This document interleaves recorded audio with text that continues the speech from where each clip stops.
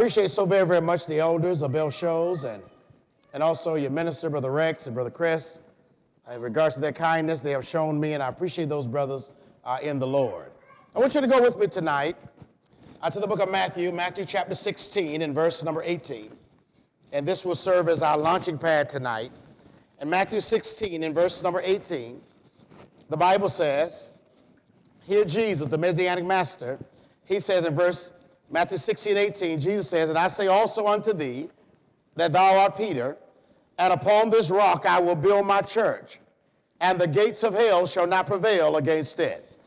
What I want to do tonight, very simple tonight, those of us who are here and who are members of the church, and those, especially those who are here and not members of the Church of Christ, you are our honored guests tonight, and we hope tonight that you come both with an open Bible and you come with an open heart, because then you'll be ready to receive with meekness the engrafted word, because it is able to save your soul. Tonight, what I want to do very simply tonight, I want us to see the Church of Christ. And in regards to seeing the Church of Christ, we're going to be looking at the Old Testament, and I want us to see a parallel between the Old Testament and the New Testament. In the Bible, there are both types and antitypes. There are types where God shows us the blueprint. Then there are antitypes, which is the real thing. And so I believe tonight that I want to preach from the subject, the Ark, A-R-K, the Ark and the church. The Ark and the church. Because I want us to make sure we have a good understanding tonight what God's plan was when it came down to saving man. God's plan has always been that there would be one place of salvation. And I want us to see that tonight, because even when we look back at Noah's Ark, God is showing us the blueprint in regards to what it was he was going to do. All right, now let's go to the Old Testament. The Bible says, Brother Jerry, that you're by yourself tonight, so I'll try not to work you. All right, never mind. You just be ready to work tonight. All right, in Genesis chapter 6, meet me at verse number 5. Genesis chapter 6 and verse number 5, watch what the Bible said. Genesis 6 and verse number 5, the Bible says. And watch this now. And God saw that the wickedness of man was great in the earth, and every imagination of the thoughts of man's heart, it was evil continually. Almost seems like he's talking about 2012. Go to read, sir. And it repented the Lord. Watch this. And it repented God. The word repentant doesn't mean God sinned. It's the idea of a change of heart. Man was not doing what man was originally intended to do. And the Bible said God said it repented him that God had made man on the earth. And Because sin, it literally breaks the heart of God. Sin breaks God's heart.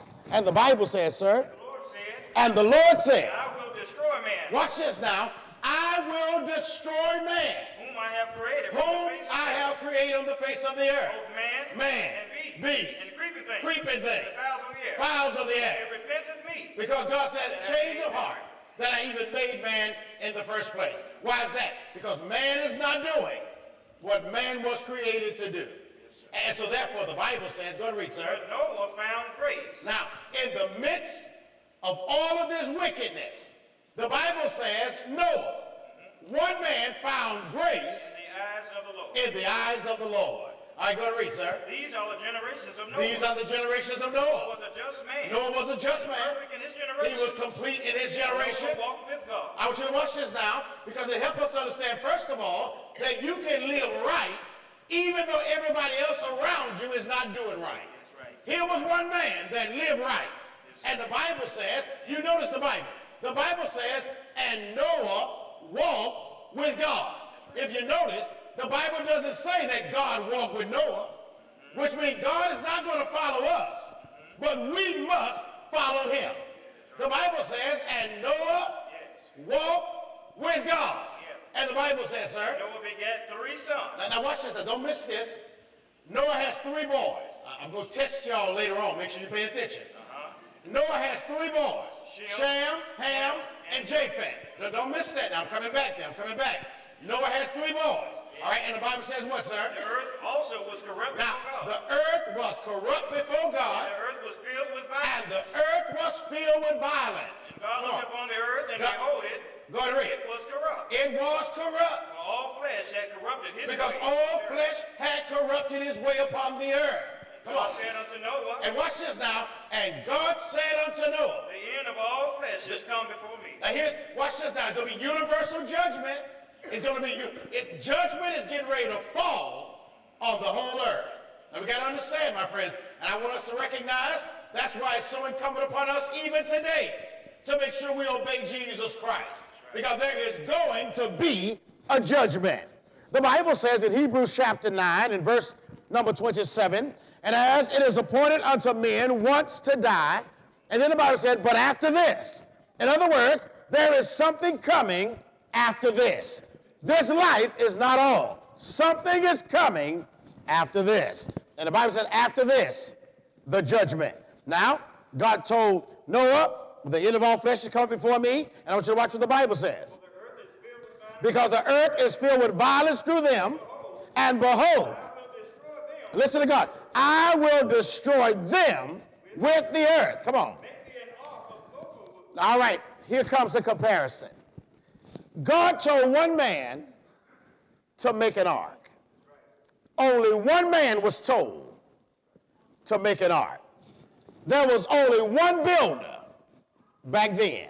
All right, Brother Jerry, keep your finger there in Genesis. I want you to go to Hebrews chapter 11 and meet me at verse number 7.